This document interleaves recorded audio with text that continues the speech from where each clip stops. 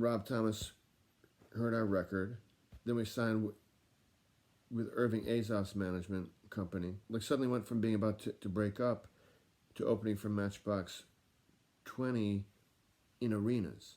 That was a real point of hopelessness to hopefulness. But it was all secondary markets, like Morgantown, West Virginia, or Raleigh, North Carolina, just cities that were good size enough to want to go play there, but hard to find when we wanted to follow up those shows into our own headlining shows. When we went back to Morgantown to follow up our arena show there, we could only book a show at a heavy metal bar. And we pull up, our band was called the Push Stars. And we pull up to the club, and in the marquee, it says the Punishers. That was a typical thing back then. We did about 3 support tours back to back. And what I found is if you do a lot of support shows, which you need to do to get new fans, it gets a little bit disheartening because you can go out and do the best show that you've ever done, and you'll get applause, and you'll get new fans, and you'll get appreciation. But then the headliner walks out, and they could literally fart. Be like, yes, we love you so much. Maybe 6 months of it, I think, started to get a little disheartening for us. So our band broke up around 2006. I was basically ready to kind of pack it up, but that became a fear of mine. Because my band, we had a good following in maybe a few cities. Usually if a lead singer goes solo, you fraction down what the fan base will be. I was looking at a fan base that wouldn't be sustainable for a career. I'm lucky in that I basically have no other skill sets to draw from. I just said I need to carry on. I need to keep doing it. I have no backup plan. People who have backup plans generally will bail when things get hard. Like my band had broken up once we were dropped.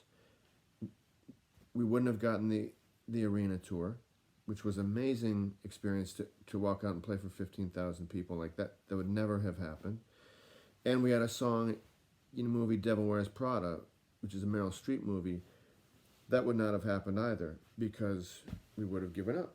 So in 2006, I made a solo record, and I had a Dixieland jazz band backing me, which was just a weird idea that I had. I love New Orleans style, Bourbon Street style jazz. I'm not plugging my record, but I'm just explaining it. I made that record, and around that time, I got an email from somebody saying, we're working on a new show for the WB channel, which became Fox. It's a new show. It stars Rebecca Romaine, who was a big star at that time. So could Chris submit a theme song?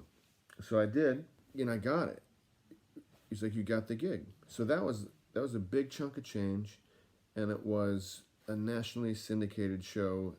There'd be international too. I was thinking maybe this will be my retirement. Because I met the guy who wrote the Friends theme song, and he told me he'll never have to work again. That show aired for 1 year. It wasn't my Friends theme song, but it did very well for 1 year. At the same time, I got a script for a movie called August Rush, where they sent it to me and said, we need a central theme song for the main character to sing in the movie. And so, Chris, you're basically our last hope.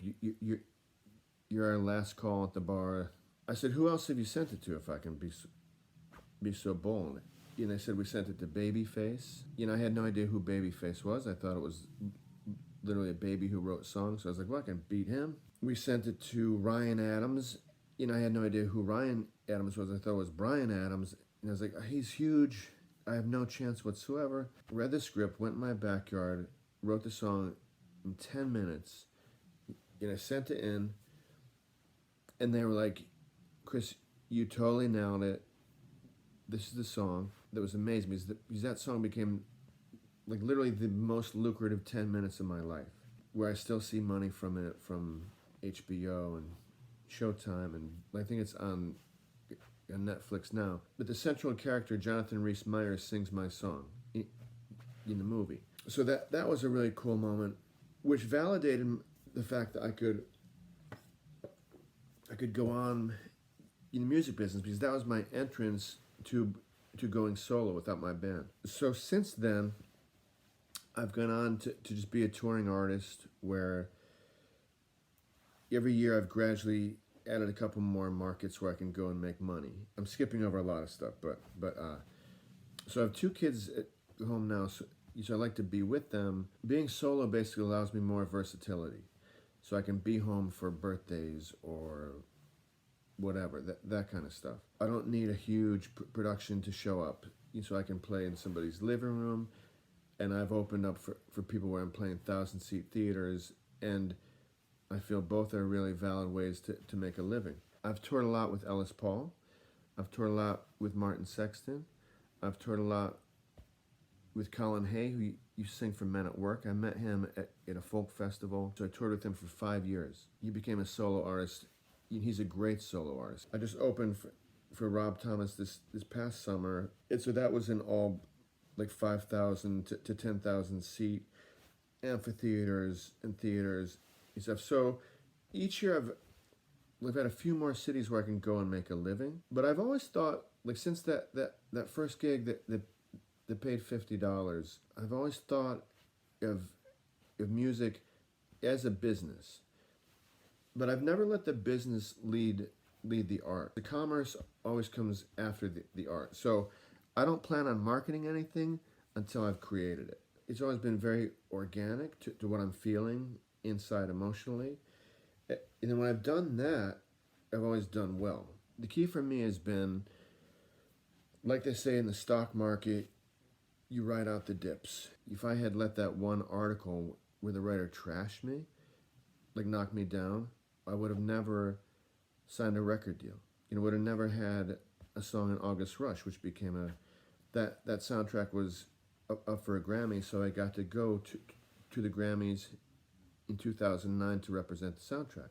Say every 5 or 6 years is a major dip where it's a crisis. They wouldn't have many choices for a backup plan. I feel that I'm good at every aspect of my job now, which is I love meeting people. I love helping people. Those are my best moments because I feel that I'm being useful in some way. Ralph wanted me to talk about self-care. The early days on tour, it was definitely, you get paid in beer, so you develop generally a little drinking opportunity because you're used to that. And then over the years, you just learn to balance that stuff out. So last year I did maybe 156 shows in 1 year.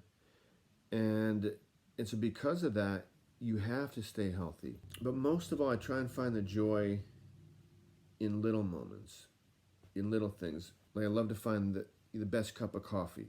And I love to find the best, I'm not showing you my gut. I love to find the best donut shop locally. So that's a problem. But I generally try and stay healthy and positive. But what that does is it gives me resiliency to keep going. I know this time right now that we're all going through is weird for everybody. But you realize that we're doing this to protect a certain segment of society, which is a beautiful thing. There's always things to learn and to stay on top of. And it's not even like writing a better song, although that matters too, but just staying on top of the marketing and how that stuff works. Like I always feel that I can tell when I meet a new musician, no matter how good they are. What I look for is something completely different than just talent. There has to be a savvy business sense somewhere in there. So I always tell new songwriters that you have to think of your song as a pizza, and you're opening a pizza shop. So how are you going to sell it? That challenge fascinates me. And it keeps me up at night sometimes when I'm thinking maybe this would work, maybe this won't work. I never feel satisfied that I've done everything that I could do with my career, but I feel satisfied that I made the right career choice. I feel satisfied that the work always intrigues me and challenges me, enthralls me, and I love to have meaning in people's lives whenever I possibly can. Those moments mean so much more to me than money or anything, and it kind of becomes fuel for the gas tank. So that's it for me. I know Ralph asked me for 5 minutes. It's been nice to chat with you. I hope school at home is not too weird. I guess you can do research in pajamas, which is something cool about that, I guess. Nice to meet you guys. And thank you, Mr. Jacqueline, for this opportunity. And I hope to meet you guys in person someday after all this blows over, which it will soon. I'll see you guys soon. Thanks for everything.